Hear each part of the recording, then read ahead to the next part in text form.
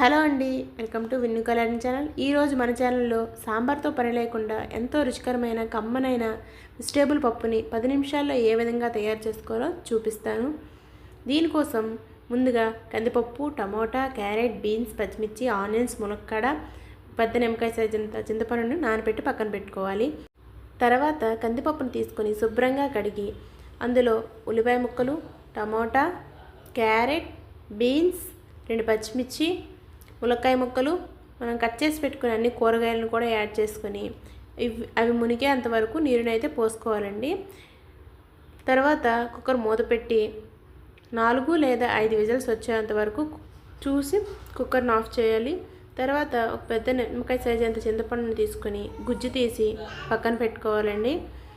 తర్వాత చల్లారిన కుక్కర్ను మూత తీసి చూస్తే పప్పు అనేది మెత్తగా ఉడికిపోతుందండి.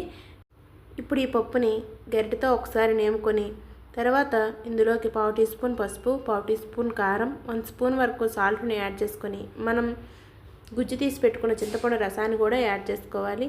ఒకసారి కలుపుకొని తాలింపు కోసం ఆవాలు, జీలకర్ర, ధనియాలు, కరివేపాకు, కొత్తిమీర, 2 ఎండుమిర్చి, అల్లం వెల్లుల్లి కూడా దంచి వేసుకోవాలన్నమాట.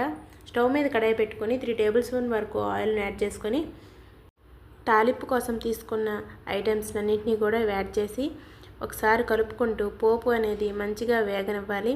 ఇలా వేగిన తర్వాత మనం పక్కన పెట్టుకున్న పసుపు, ఉప్పు వేసి పక్కన పెట్టుకున్న పప్పును కూడా యాడ్ చేసుకొని ఒక 2 నిమిషాల పాటు పప్పునైతే మరగనివ్వాలండి. ఎందుకంటే చింతపండు రసాన్ని వేసాం కదా, 2 నిమిషాలు మరిగితే చింతపండు రసం అనేది పచ్చివాసన రాకుండా ఉంటుంది.